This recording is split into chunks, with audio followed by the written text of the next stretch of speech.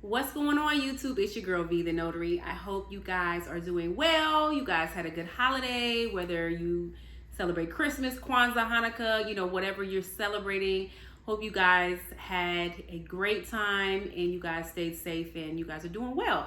So I wanted to talk to you guys about, and this is for any of my aspiring notaries and loan signing agents, what you guys should be working towards and what you should expect in 2024 if you are newly to coming to this different to this arena. You guys are trying to become loan signing agents. Most of you are that visit my channel. Hopefully you guys are wanting to incorporate some general notary work in there, but I wanted to kind of break down from start to finish what you guys should be doing in 2024. And what you guys should be working towards, okay? The steps that you should take. Now, before I start talking about that, I want to say 2024, to me, I have a great feeling about, being a notary, about this field, about this practice, and I think it's going to be super, super successful. I did a previous video on why I think 2024 is going to be a great year for notaries and loan signing agents, so make sure you check that video out. But for aspiring notaries, this is a great time for you to get into the business. And I have, some inklings that interest rates are going to be cut this year more than once, several times, which is a great sign. And that's great news for notaries and loan signing agents, okay? And that's just one of the reasons why I think 2024 is a great year for loan signing agents. So I just wanted to say, if you're an aspiring notary, kudos to you, congratulations to you, and this is a good time to get into business, okay? So let's get started on the steps you need to take as a new notary. So in case you didn't know, most of you probably do, but if you don't, in order to become a loan signing agent, you must first become a notary public, okay? And in case you also didn't know, of the 50 states in the United States, each state has different laws. So whatever state that you live in, you need to find out your laws. You can go to your Secretary of State, the page for your particular, the website for your state, and read up on the requirements for becoming a notary. There are not as many, but there are some states that require you to have a certain amount of training, require you to take a test. So again, you need to familiarize yourself with those laws so that you know the steps that you need to take in order to become a notary public, okay? So, timelines. I'm going to give you, again, everything varies by state. That's why it's so hard to pinpoint, but to become a notary public from start to finish, it usually takes anywhere between 2 months to 4 months, varying on, the requirements, whether you have to do training, all of that, okay? So allot yourself 2 to 4 months for this process, okay? So again, once you go and you familiarize yourself with what you need to do, you're going to execute, obviously. If for whatever reason there's a test or there's training that you need to take prior, you're going to make sure that you do that. And you're going to make sure that you have everything in place. They're going to ask you for information about where you live, and you're going to have to actually physically apply with the Secretary of State in your state. You're going to have to do that, and you're going to have to pay a fee. So because I don't know the state that you live in, I'm going to speak specifically about where I live and kind of give you the process that I went through. So for me and where I live, I did not have to take an exam, and surprisingly, I did not even have to take training, okay? I did because, I'm not about to get out there just not knowing anything, and I'm so glad that I did. But it wasn't required, which is crazy to me, but it wasn't. So for me, what I did was I applied, I paid a fee, I had to fill out an application, and I did that. Now, there are specifics on where you can be a notary, right? So there are some instances where you can be a notary public in a different state if you don't live in that state. And that is usually if you are doing that for your job, right? So let's just say you work for Wells Fargo, you live in Maryland, but your job is in Virginia, right? And But in your job in Virginia at Wells Fargo, you need to get your notary public commission. So that is an instance where you can live in Maryland, but you are a notary in Virginia. And I'm not positive, there's probably some limitations on that. But usually you have to be a notary in the state in which you live, okay? So again, I had to apply. I had to provide, information on why I want to be a notary public. If I plan on doing this to make money, or is it something that I'm going to be doing, pro bono, or for, a not-for-profit organization, or a combination of all that. I know they asked those questions on the application, so I did that, and then I paid a fee. I submitted the application, and this was all electronic online. I'm going to assume, and again, I don't know, you will know that once you start digging into the laws in your state, more than likely, you will also be doing this online. So I submitted everything online, and it took about, how long did it take for them to get back to me? Maybe 3 weeks. I got an email with instructions on how to move forward. Oh, you know what? I'm sorry. I think that when I initially filled out the application, I didn't pay until they responded to me. I think, if I'm not mistaken. Again, this was over a year ago. But I believe I submitted the application, and then it took maybe 2 or 3 weeks for secretary in my state to respond to me. They kind of invited me to then, pay the fee. So that was maybe 3 weeks after that. And then once I did that, I got gave me instructions on where to go, et cetera, et cetera. And I got my appointment to come in where, I would actually, it was like an hour to 2 hour, I don't want to say course, but I came in there was probably 50 people in this particular meeting where they explained the laws, in my state, and they gave me like a booklet of instructions on how to get my surety bond, all the materials and supplies that I needed to get, before I got sworn in, because you do get sworn in, right? So that probably took 3 weeks for me to get that invitation. And then I think it took another 3 weeks for me to actually come to the appointment where I said that, they sat us all down, gave us the laws of the state, and then gave further instructions on how, what I needed to get prior to actually being sworn in, right? So at this point, we're about 6 weeks. So then once I left there, I had a booklet of the laws of my state. I had information on the supplies that I would need, the surety bond that I would need, and where to take it so that they could see it. I literally had to take everything to them so they could physically see that I had gotten everything before I got sworn in. So that took like another 2 to 3 weeks for me to, and I think they gave me a time frame after I came and got, instructions. They said within 6 months you have to do this or you'll have to start the process all over. But of course I was, I wanted to get my business going. So I went, within 2 to 3 weeks. And then I got my surety bond. That was easy. That maybe took like a week. And then I got my supplies. That might have taken maybe a week to, after I ordered my supplies.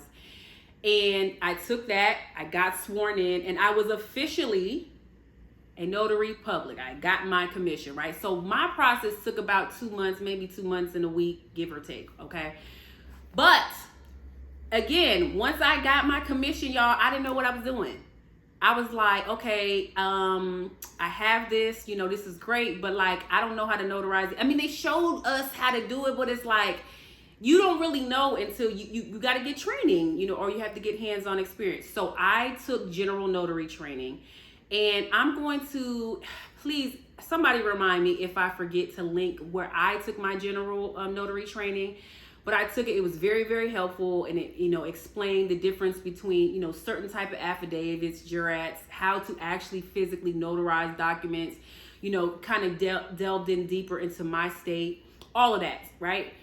So then I kind of felt comfortable after I did the training. I think it took me maybe a week to do that training.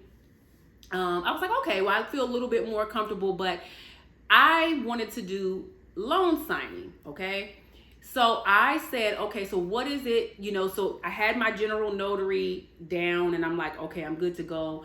So what do I need to become a loan signing agent? Because there's additional steps that you need to take. So again, find out the laws in your state, because every law is going to be different.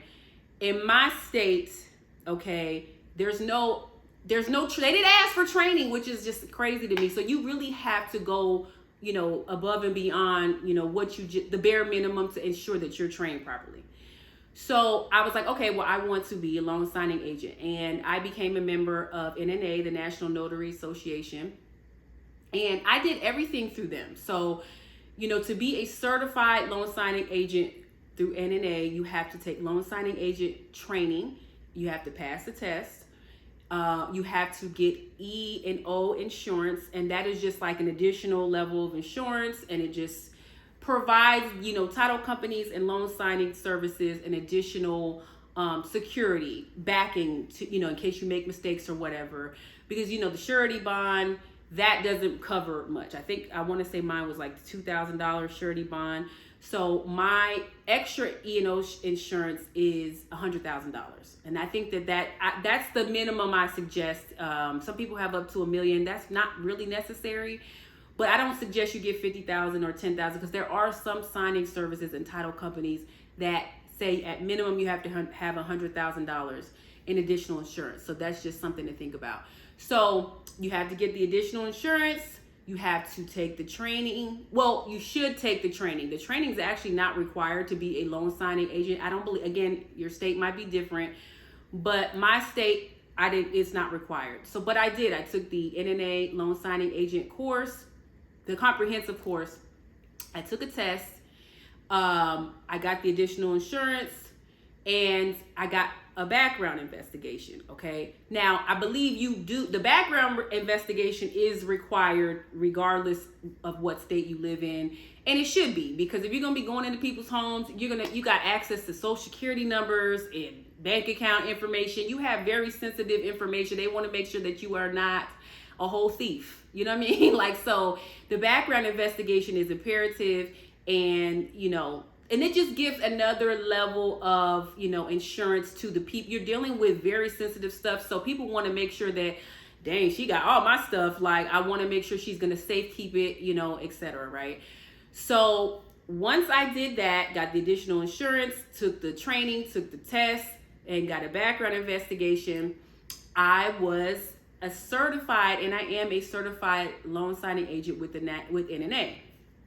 Okay. Now, and that also gives you, once you become a member and you're certified, you go into NNA's database. And I've gotten a lot of work off of there where title companies have actually found me. They do search that database to find, loan signing agents in their area. So it is a plus to become a member of NNA and to become a certified NNA loan signing agent. Okay, so once you do that, and again, I'm going to keep emphasizing, check the laws in your state. Once you do that, you guys, you're technically set to go. So once I did that, that's when I started signing up with signing services, title companies, all of that. And, after I started signing up, I got offers for loan signings right away. Now, I don't know about everybody else. Some people said it took them, months or whatever. I mean, literally, I want to say within the week, I started getting offers for loan signing. So I actually hit the ground running and started quickly. I was scared. Because a lot of y'all are saying you're scared, but you got to just get out there and do it. My first loan signing was, I don't want to say it was a hot mess, but it was very intimidating. I don't know if they noticed, but I was like, ooh, this is a lot. It was a lot. And I remember after it, I promise you guys, I was like, I don't know if I want to do this, because until I really got into the groove of it, it can be a lot until you get your rhythm. So I was like, dang, is this worth all it is? I don't know. I promise, I remember calling one of my friends and saying, girl, I don't know if I want to do this, because I don't know if this is for me. And, I was like, okay, well, let me stick it out. Let me see. And as each one I did, I got more confident, and, I started feeling better about it. And now, I just, after I film here, I got a loan signing that I had to do, so now it's just second nature. I'm very comfortable in it. So again, for those of you who are scared, you got to just jump into it. So let me also so we talked about kind of like the process of getting your commission, the process of actually becoming a loan signing agent. Let's quickly talk about putting your business together. So my suggestion to you guys is, once you have your training in place and all of that, and you can do that in conjunction with like actually getting your LLC or S Corp or however you want to organize your company. I don't want to tell you how to organize it, but let's just say if you want to create an LLC, you definitely should do that, okay? One of the best things about this, having your own notary business, is being able to reap the tax benefits from it, because you can write everything off. So you should definitely make sure that you are doing that, utilizing that, so you can also reap the benefits. And you want all the benefits, right? And then you want to create your Google business page. That's important once you have your business in line. And then you want to also, do Yelp and all of these things, places where you can market yourself. I also suggest creating like an Instagram page surrounding your business. And another thing that I want to say to you guys is get business cards like right away, because when you go out, I'm telling you, when you get, especially once you sign up for these signing services, make sure you check out my video of 101 signing services to sign up with today. Once you guys start getting clients, they're going to ask you, do you have a card? Because it's such a convenience to have a notary come to your house. Like, these clients really appreciate it, and they should. Like, it's such a great convenience to be able to have mobile notaries come to your home. They're going to want to contact you after. And that's another way to build up your business. You can send marketing material to them. Keep track of every single client that you make a database. Now I'm gonna do another video about this, about keeping your database of your clients, so that you can, reach out to them and let them know that you have general notary work too, that you do apostilles or whatever it is that you're doing. So get business cards, because I'm telling you right now, your clients a lot of them are going to ask you after the appointment, especially if they like you and you're personable. Well, do you have a business card? Because you let them know after the appointment, you guys. I know we just did a loan signing, but I just want to let you know I also do general notary work. These are the services I provide, and they're going to ask you for a card. So get cards right away. Go get you a cute little, headshot and put them on your cards. If you have Canva, you can, create your cards in Canva. I love Canva. I use Canva for everything.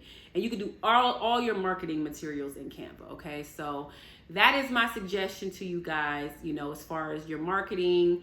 Get the Google business, the Yelp, the Instagram, the Facebook. You can create a business page on Facebook as well. And then get your marketing material, so that when you're out, not only can you hand it to your clients, sorry, I got to look at the clock, you guys. Not only can you hand it to your clients, but you can also hand out marketing material, go to different law offices, hospitals. Everybody needs a notary, okay? So get your face out there, and you will see an increase in your business, because remember, we're not only going to do loan signings, we want to do general notary work as well, okay?